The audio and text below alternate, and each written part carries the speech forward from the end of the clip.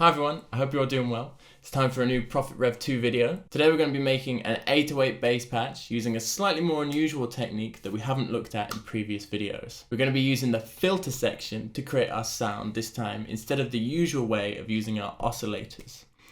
So let's get started, shall we?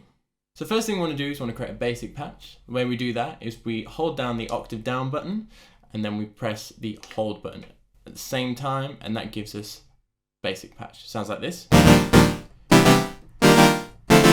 Then we want to go to our oscillator section, and then by pressing the shape button here, we want to press it a few times until all the lights go off, and that should turn the oscillator off. So, nothing at all. Then we want to go to our filter section, and the first thing we want to do is put the resonance on 127. Now this is super important to getting the sound.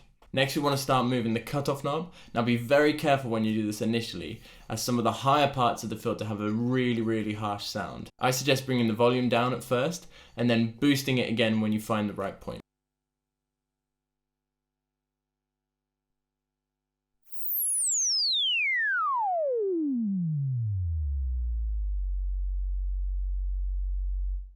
So most synths can do this. The general idea is that analog synths can self-oscillate their filters, whereas most digital synths cannot. But I'm sure there's probably some workarounds, or there's some digital synths out there now that can actually self-oscillate their filters. Let's take the cutoff down to 0. Won't make any sound at the moment, but that's fine for now. So next thing we want to do is go over to our key amount knob on our filter section. For those that don't know, the key amount allows us to open up the filter as we play notes higher up on the keyboard, and as we play notes lower down on the keyboard, it allows us to close the filter. Normally this imitates the sound of most acoustic instruments, which allows us to make the synth sound a lot more like organic and realistic. However, we're using the filter for pitch now, as opposed to brighter and darker sort of sounds. So if we set the key amount to 64, that allows us to move in half step or semitonal increments, which means we can play the filter in equal temperament. Now this is the tuning system that we use in classical and jazz and most forms of music around the world currently. So to show what I mean, here's some chords. I'm just going to push the octave up one, and it should sound something like this.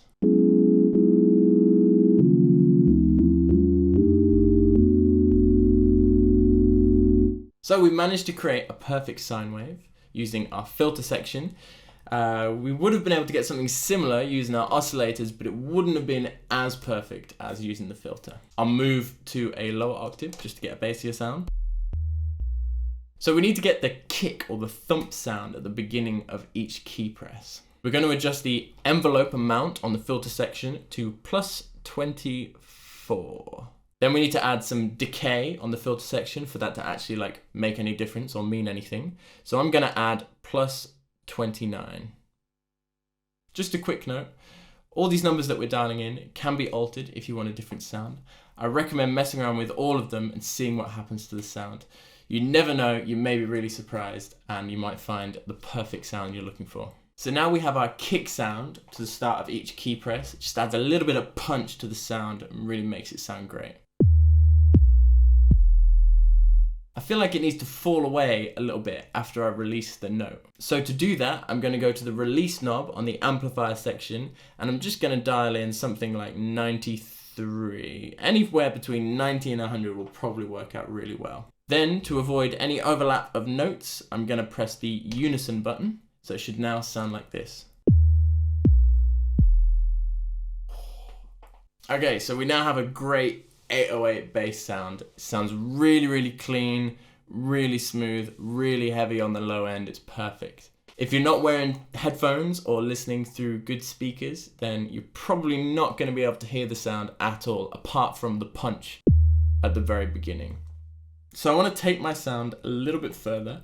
I want to make it sound just a little bit more dirtier and a little bit more crunchier. I also want to add some top end to the sound so that it's audible on all types of speakers, whether that's mobile phones, laptop speakers, anything.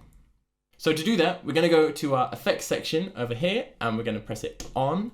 Then we're going to move the select knob all the way to the right until you get to the distortion FX type. we're going to move our mix to 127. Now I'm setting it there because I only want the distorted sound to come through, but feel free to dial that back a slight bit, and then you'll get a nice blend between the original bass sound and the distorted only bass sound. Then we're going to go to parameter 1.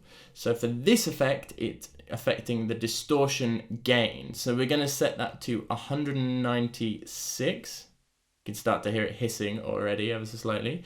I think any more than that and it just gets a little bit too intense, a little bit crazy. So I've stuck to 196. I think that's probably the threshold that I'd like to stick at for me.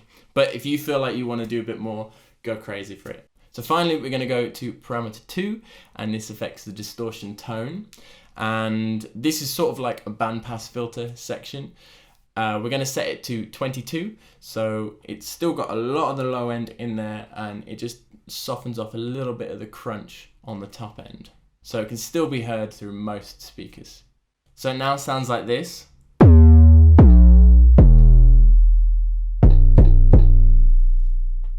Yeah, I love that. So just an extra little thing, someone called Loop Villain on my previous Cyberpunk music video asked me how I made the pitch dive sound. Now it sounds like this.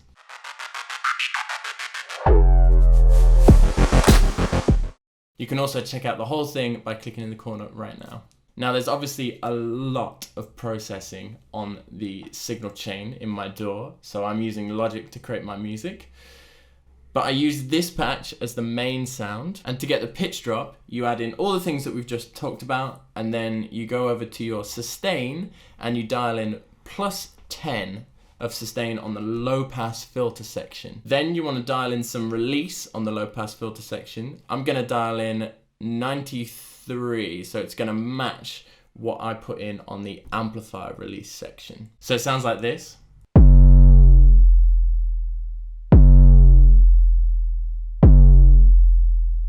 So adding in sustain basically means that as I hold my finger on the keys, the pitch is going to be raised ever so slightly from its initial pitch. And then when I let go of the key, the release is going to take over and it's going to just drop the pitch down slightly until it gets to the original level. Now, the more sustain you put in, then the higher the pitch is going to be from the original level. And then the longer or the more release that you put in, the longer that sound is going to take till it gets back to the original level. And that's everything.